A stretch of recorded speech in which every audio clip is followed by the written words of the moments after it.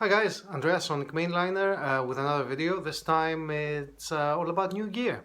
So I am in the process of upgrading generally the whole system. And I got the first, well, it's not the first piece technically, but it's the first piece that I'm actually going to be using all the time. And it's this thing behind me. It's a new turntable. You may or may not be familiar with it. It's a Gyro Deck SE, and it's from a company called, I'm not entirely sure how to pronounce them. Is it Mitchell or is it Michelle? No idea. Thank you very much, English, for not, not having any sort of, indication about how to pronounce things. I call them Michelle. So as a company, Michelle. So I will call them Michelle. So it's the Michelle Gyro SE. It's an absolute classic UK design turntable, yada yada yada, and it's in the same sort of classic league of UK turntables such as the Riga, which I'm replacing basically. It has been around since 1978, I think, and it hasn't changed significantly. Obviously, manufacturing techniques and whatnot might have improved, maybe some of the materials or whatever, but essentially it's been the same. There's another version of it that has a lid as well, which is massive and it's a lot more expensive. Um, I sort of prefer turntables with lids because I usually listen with the lid closed so that there's no dust going to on the records. But it's all right. I mean, I will survive that. Anyway, the reason why I'm doing this video is not so much to like I don't know. Don't take it like I'm bragging or anything. Oh, look at this! Oh, look what I have! Ha ha! No, no, no, nothing like that. It's just that I wanted to share my my experience with it, and the last few hours that I had it, and also share some of the things that I've been listening using this turntable, like as reference sort of recordings, which are not very referency. So yeah, it's it's an audiophile turntable, so it's considered to be, I guess, I don't know whether you can consider it to be high end. It looks high end. It has the pantomime about it. It has like these counterweights, and it's like it's very interesting to watch like play, whereas the Riga was like really good, but it was just a plain old kind of turntable. And I'm really used to Rigas because I have a Riga back in Greece as well, and they look exactly the same because, as I said, they have been going out. They have the same model has been in production pretty much since the 80s, basically. So, and it hasn't changed. Same with this one, but this one has a pantomime effect, which audiophiles love. Now, I don't consider myself to be an audiophile, definitely not. I do.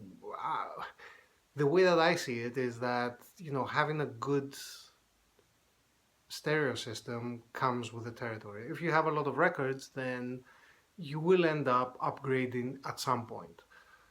The the money that you're going to invest on your system will depend on how bothered you are and how much you want to spend. And it's like I got this and I'm gonna get some other gear as well. And it's like, it's a midlife crisis, man. I mean, other people just go, buy Harley Davidsons and like, jump off like airplanes and like do stupid stuff like that.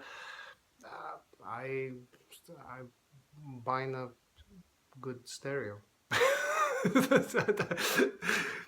that's, that's my excuse. Midlife crisis. Thank you very much. Anyway, so yeah, as I was saying, it's like it has this pantomime kind of factor to it, and pretty much all like high-end gear has that pantomime. They do sound really good. Don't get me wrong, but I think that this is this expression that I've heard. You listen with your eyes, And audiophiles do that.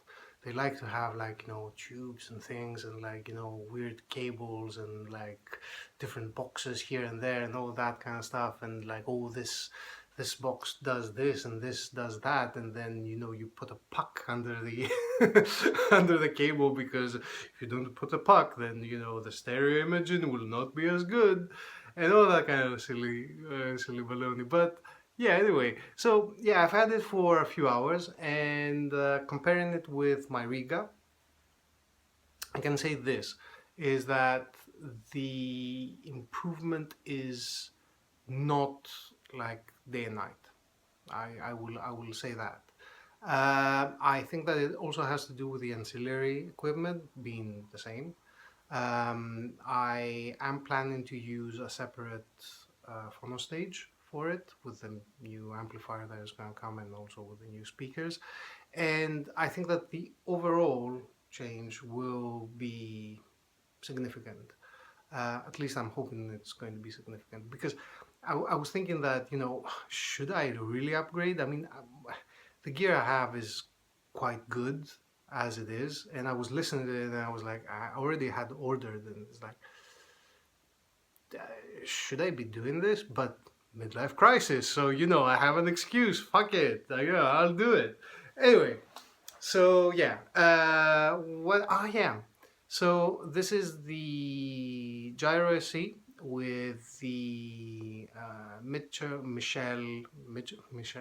I have not decided how to call them yet. Michel Techno Arm, which is basically a Riga arm, Riga RB 250, that they drilled some holes and made it a little bit lighter, and they put some foamy material in it because reasons. And I think that they also changed the wiring inside. Definitely they've changed the wiring, because it has like a really nice braided cable and whatnot. So it looks more quality than the Rigo one. And I fitted Sumiko or Sumiko, or I don't know. Again, I'm not entirely sure how it's pronounced. I will call it Sumiko, just because. Sumiko Blue Point Special, which is sort of classic. It's moving coil, but it's high output. Evo 3. That's the. So yeah, it looks really funky, man, because it doesn't have a shell, and it's just like, it's really cool. Anyway, so yeah, it sounds good. It might sound a little bit better, maybe. I don't know. I cannot really say. I don't know if I have set it up properly 100%. I'm still sort of tinkering around with, and like, oh, why is that like this? And like, oh, maybe I should do this. And I'm still at the point where I haven't settled down. But I think that I've made some changes, and it does sound a little bit better. So yeah, so if you're thinking that, oh my God, these turntables must sound super amazing and whatnot, don't worry. If you have a P3 like I did, and you get a um, uh, good phono stage, and you are using a good cartridge. I was using the Riga Ellis, or whatever it's pronounced. It's the blue one. It's a really good combination. The sound is really, really, really good. So, don't lose any sleep over it. Okay? Unless you are my age, you have your midlife crisis, and yeah, fuck it. That's the point, right? So, anyway, so yes, and the point of this video was not me talking about, the turntable, which you can, yeah, you didn't even properly see, is more about the music choices. So I think that it's quite interesting what I've chosen to play. Maybe, I don't know. I will share it anyway, and you tell me if it's interesting or not. It's definitely not audiophile recordings. It's just regular records that I really enjoy and I like listening. And yeah, and just out of curiosity to see how they sound. Um, where should I start? Ah, yeah, I'll start with the first one that I played. That was I was always curious to see how this sounds with a really good system, and if there is a real difference. It's this one. It's Woven Hand. It's the first Woven Hand album. I don't. They're old country. That's how they are sort of designated, if you like, as old country. And there is definitely an old country sort of flavor to it, but this record, maybe the other ones, because I've tried to listen to the other ones, but no, I don't think that they are for me. This one, however, is this is really good. Um, this is this has this kind of gospely kind of. It's not gospel. It's like it has this spirituality, this sort of folk spiritual kind of feel to it, but it could be like a Nick Cave record for all intents and purposes, to be honest. I mean, musically speaking, there's not a lot of country to it. It's more like a Nick Cave album, really, and it's really good. It's like it has very basic. It has some electric guitar, a little bit though. A lot of you know. Acoustic instruments. It has not violin. What kind of what kind of instruments does it have? Bloody hell.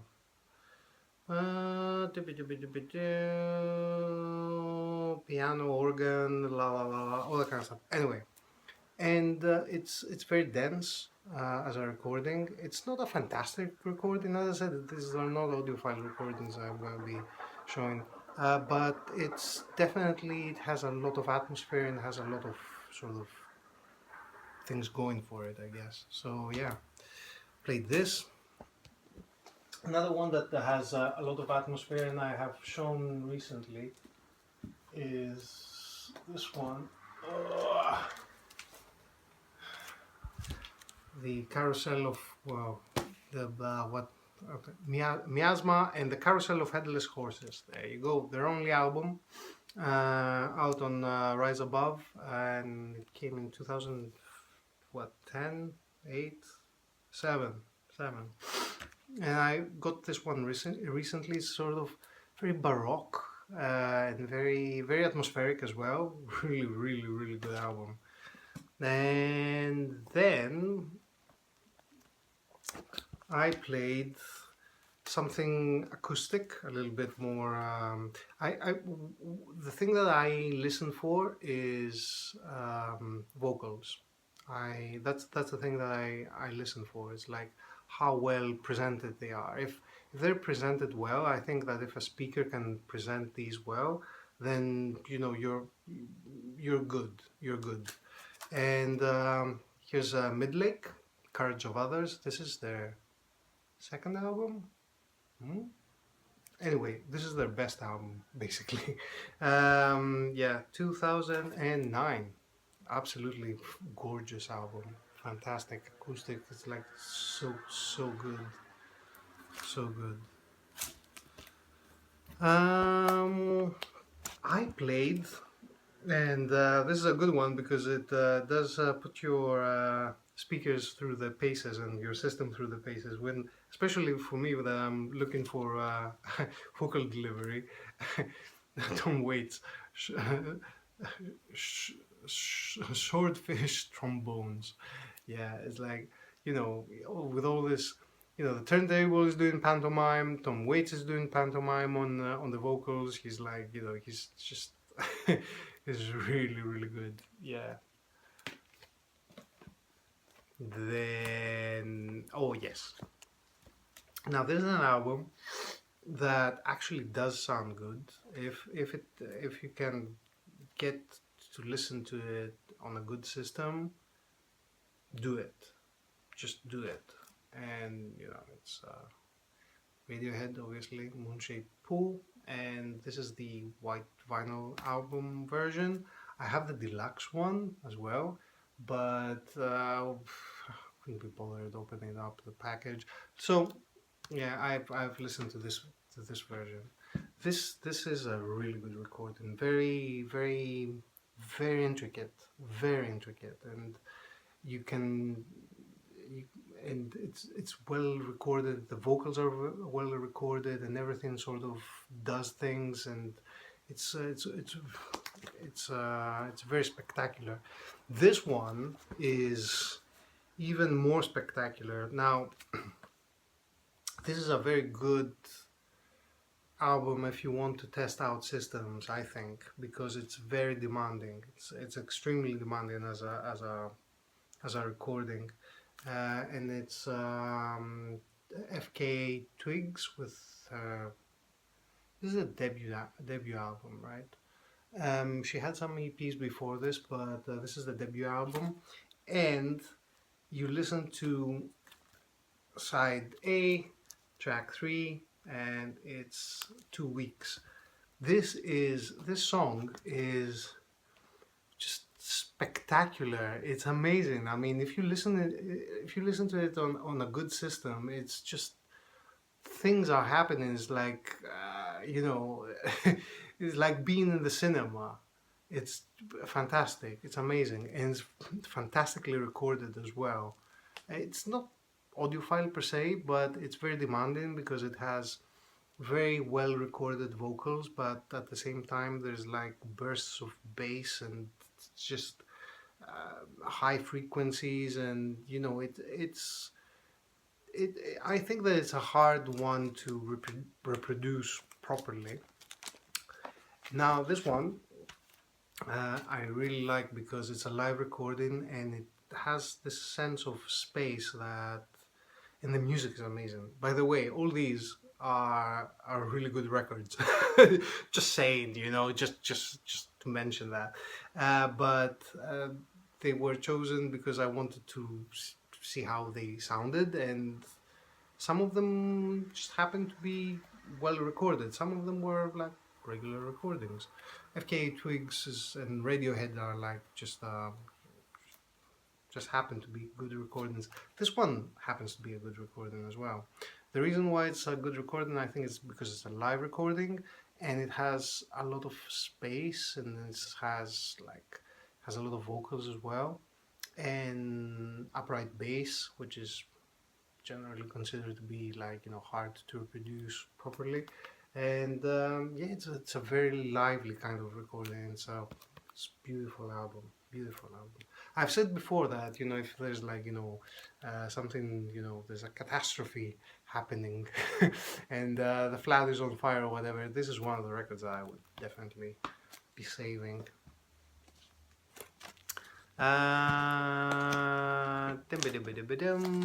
Yeah, oh yeah, obviously. Uh, naturally, I would be listening to some metal, right? Batushka, obviously, Liturgia, sorry, Liturgia. That's the name of it. I thought I was like, oh, is it the self-titled? No. Well, it's their only album anyway. It's Liturgia, and it came out, I don't remember, I don't recall when, 2015.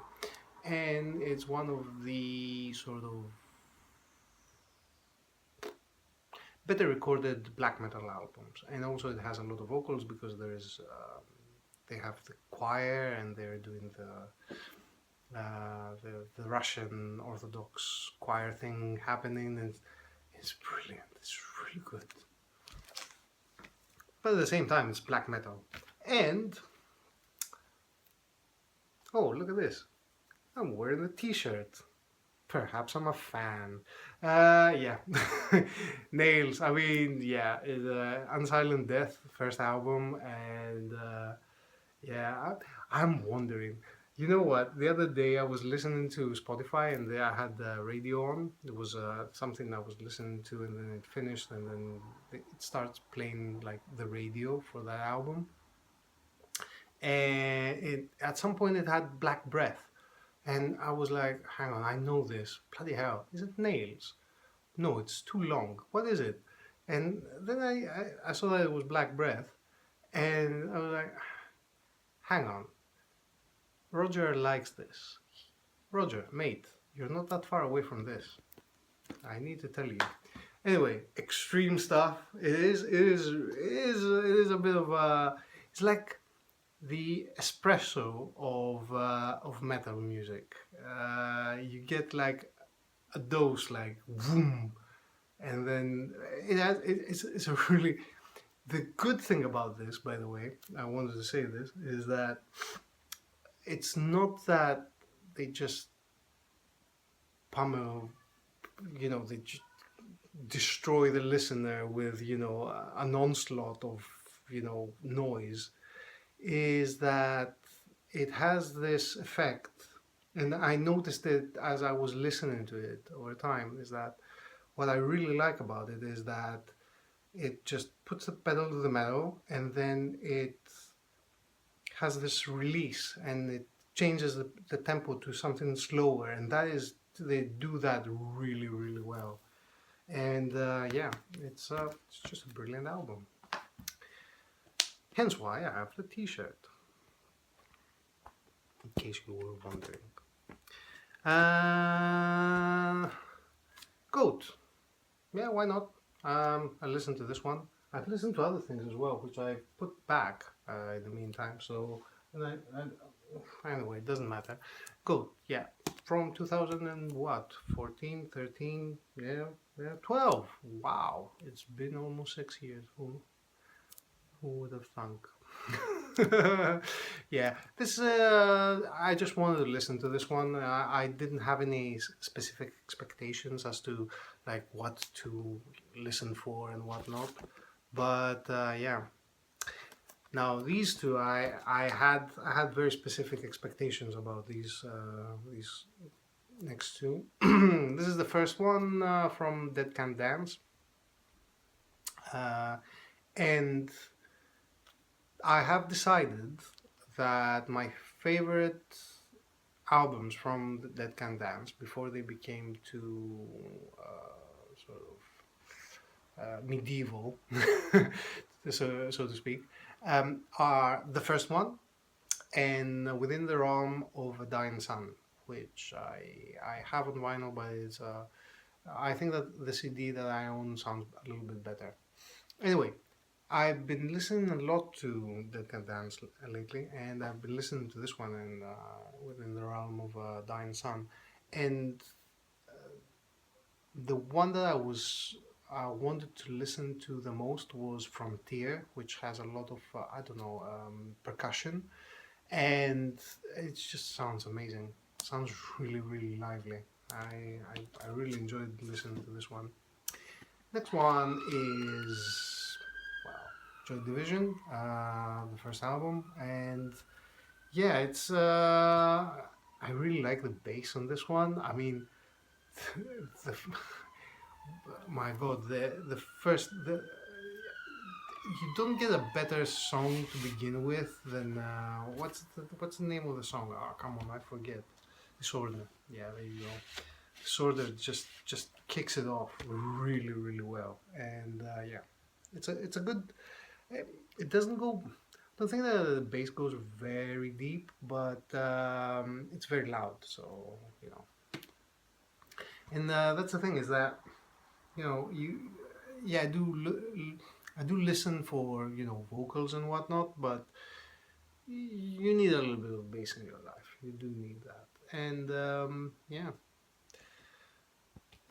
But as I said, if you get the vocals right, then everything else sort of falls into place, I think. Yeah. Now, speaking about vocals, here's one that I want to listen to next because I haven't listened to it. I've taken it out, but I had it in the stack to listen to because I'm curious to listen to the vocals on this one because they're very dense. I don't understand how this guy sings. It's like his voice reminds me of the guy from Tindersticks. It, it's like he has a very heavy cold. Give the man a tea with some lemon. He will some paracetamol as well, please, and then he can go back to the studio. But yeah, it's sort of, I'm really curious to see how this sounds, if it can resolve the vocals a little bit better. I don't know. Fleet Foxes, Fleet Foxes. There you go. I managed this. What's yeah, Helplessness Blues. Yeah, this is from 2000. I don't remember when. Their previous album anyway. So yeah, they have a new one out now, which I tried to listen to, but I just couldn't get into it. I'm not saying that it's bad, but I think that this one is like so good.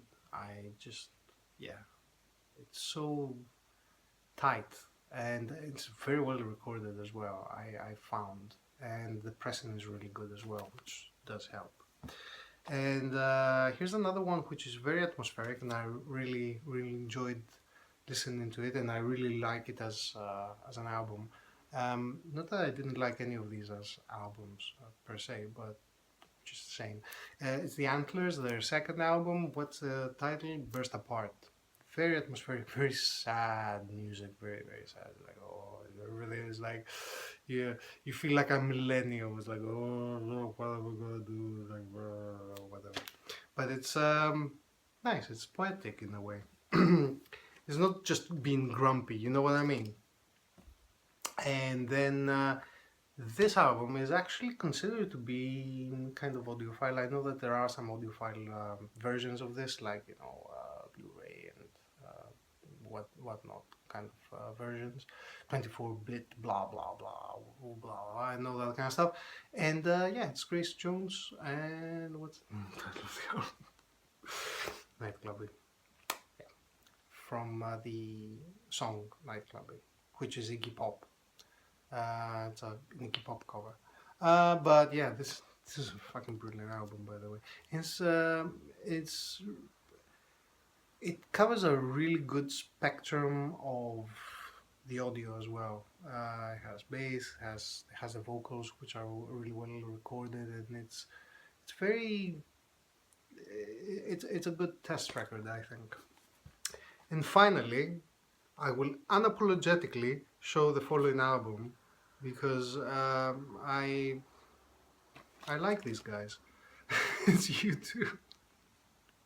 True story. I do like this. Yeah, Ed Joshua Tree. Yeah. So yeah, I'm not a big fan of Bono being wanting to be Jesus, but it's like music is a music, and I really like their earlier stuff, and yeah, I, I I from this one I really like listening to With or Without You, which is has a bass and the vocals and whatnot. And by the way, this album contains the best U2 song ever recorded, I think, which is Bullet the Blue Sky. And it could have been somebody else's song and it would have been more accepted. I think that U2 fans, hardcore U2 fans, won't like that song, but people like me that are not hardcore fans but like them, but like other stuff as well, like they have a little bit more of a broader horizon, do enjoy that, I think. And yeah, anyway, and that's some of the things that I listen to. There's other things as well, but I've put them back, and I cannot be bothered. And it's 28 minutes already, so yeah. So yes, new year, some stuff that I've spun, and yeah, let me know if you have any thoughts about what I should be spinning next. Anything that would be really audiophile grade, true audiophile grade, if you like. There's a lot of jazz that is considered to be true audiophile grade, but I don't have everything. I know that I do own some recordings that are like this one is audiophile, is true audiophile grade recording, but it's CD, so you cannot do anything with it. This is really good, very well recorded. Anyway, And that's it. Leave your comments if you want to leave a comment. Like the video if you liked it. Dislike it if you disliked it. Subscribe to this channel if you think that this is something that you want to regularly watch. And I will see you around for another vinyl update. Until then.